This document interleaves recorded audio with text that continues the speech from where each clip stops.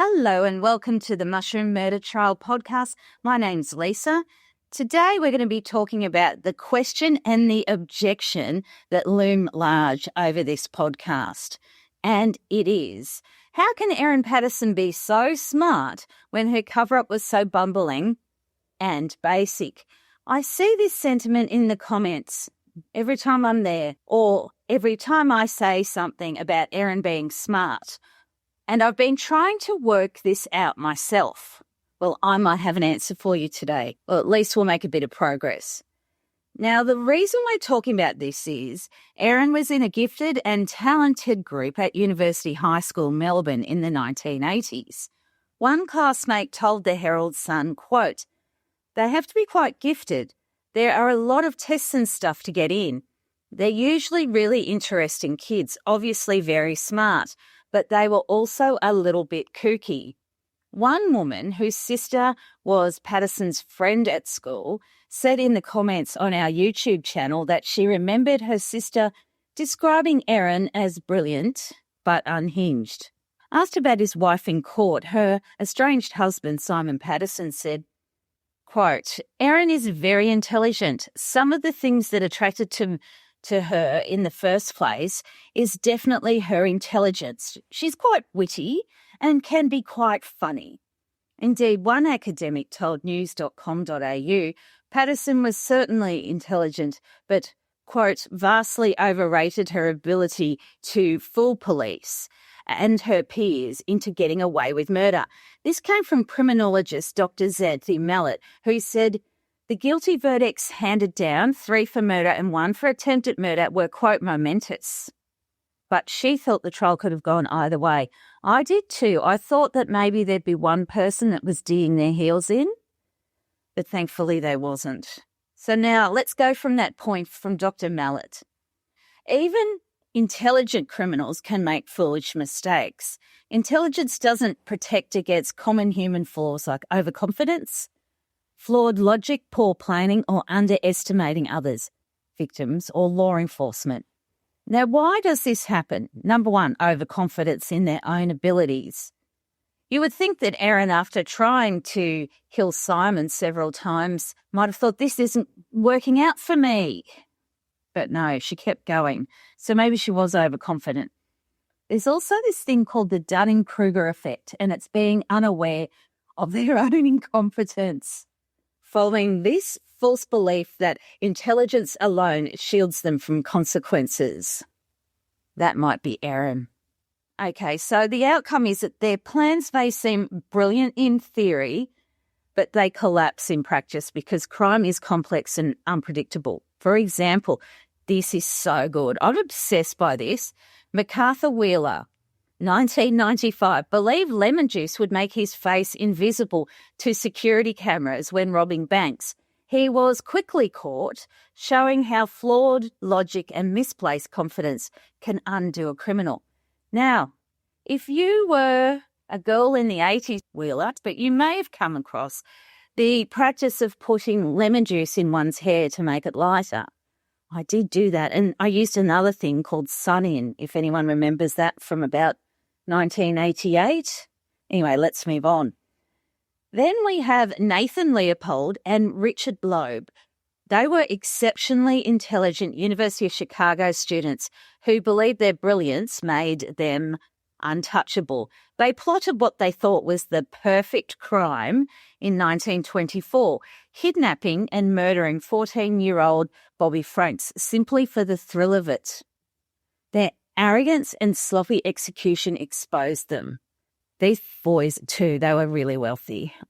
They used a chisel and acid in ways that left obvious evidence. Gross. Leopold dropped his glasses at the crime scene, a traceable clue, because it had a brand new hinge that hadn't been out for very long. Busted. Their ransom scheme was riddled with contradictions. So despite their high IQs and privileged backgrounds, they overlooked basic mistakes, proving that their intelligence alone cannot outsmart human error, ego, and the unpredictability of criminal acts. Remember the Unabomber? Ted Kaczynski? I'm sorry. Now, he apparently is the combination of brilliance and human frailty. He was Harvard-trained mathematician with a genius-level IQ. He believed his intellect gave him control over life, death, and the trajectory of modern society. Yet his crimes exposed the limits of intelligence when distorted by obsession and arrogance. His bombs were sophisticated but inconsistent. Some failed to detonate, others left forensic breadcrumbs. His grand manifesto, meant to showcase his superior logic, became his undoing when his brother recognised the style and turned him in. Psychologically, Kaczynski, oh my God, anyway, you know what I mean, downfall wasn't about the lack of intelligence, but about the blind spots genius often creates. I'm not saying Erin's a genius. I just want to work it out. I have no idea yet. Hopefully I'll know more by the end of this. So we've got overconfidence, isolation, and the conviction that intellect alone could outwit the messy unpredictability of human investigation. In the end, his mind was his greatest weapon and his fatal weakness. Okay, now here is the best bit, well, my personal opinion of all of this. It excites me. It's from a book called Criminal Genius, A Portrait of High IQ Offenders by James Oleson. Okay, and he has put together a list of killers and their IQs.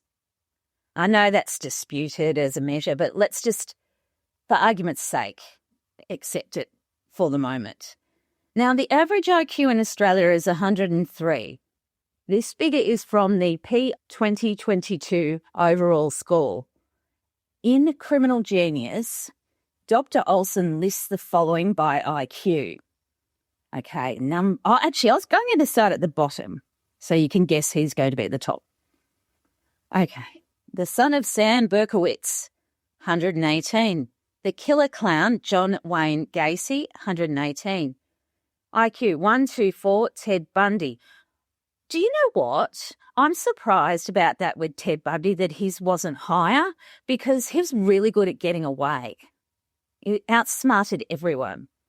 Okay, so now we've got at 126, David Copeland, and then we've got 126 again, Timothy McVeigh, the Oklahoma City bomber. That's interesting. I didn't know that. Or maybe I did and I've forgotten it. IQ 130, Harvey Glatzman. IQ 130, Gary Heidnik. Okay, IQ 136, this one's fascinating. The co-ed killer, Edmund Kemper. That was his childhood score. Later, as an adult, he was 145. The cannibal killer, Jeffrey Dahmer, 145. Andrew Cunanan, 147. He was the one who killed Versace. That was terrible. 152, Carol Edward Cole. 160, Charlene Galengo. So we've got the first woman here. 170, the dating game killer, Rodney Alcala. Now, who's on top of him at 170 as well? The Boston Strangler, Albert DeSalvo, IQ of 170.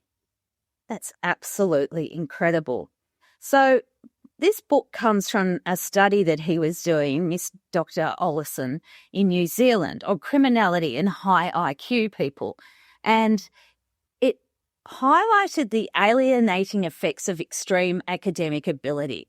This anomaly was discovered while he was working at the University of Auckland, and he examined the relationship between IQ and crime with some self-reported data from 465 adults with IQs of 130 or higher compared to a control group of 765 normal people.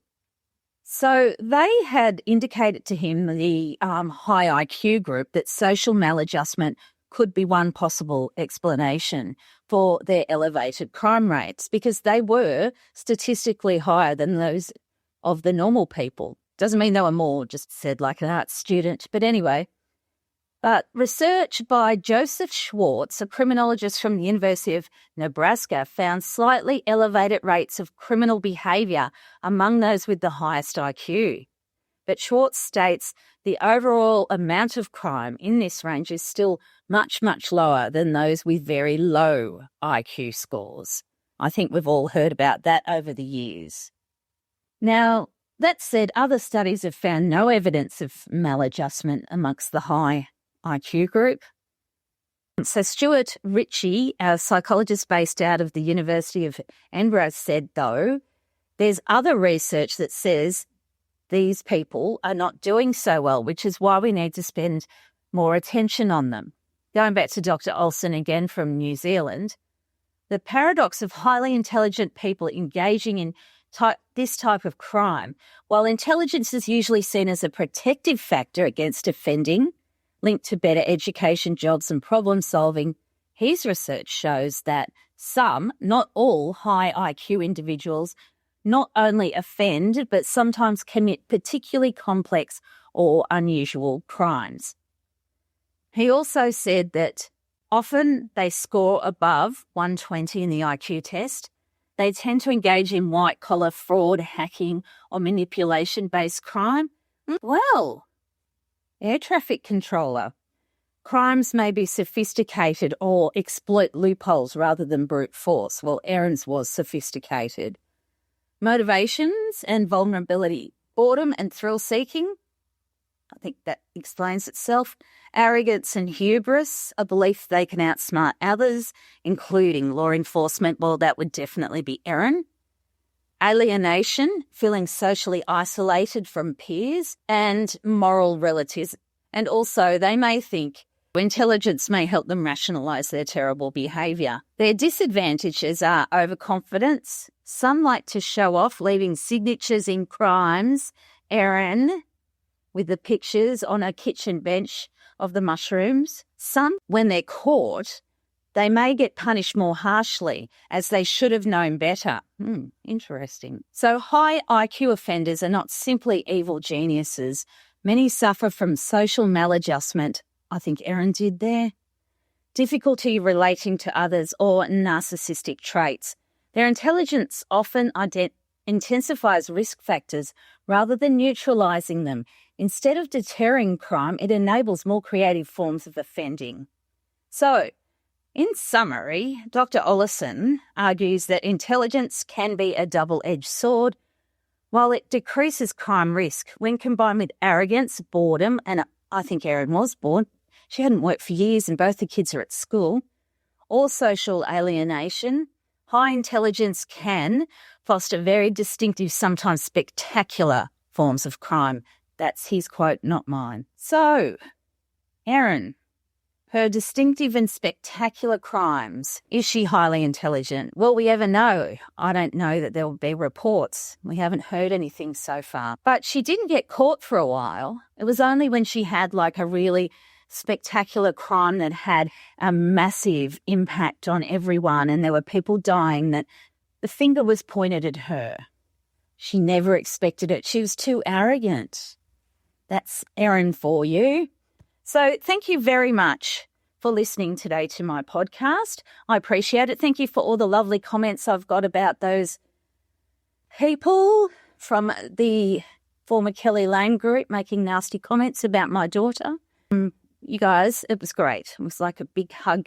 So make sure you go to my website and get the free newsletter, mushroommurdertrial.com. And thanks again. Have a wonderful week and I shall talk to you very, very soon. Thanks. Bye.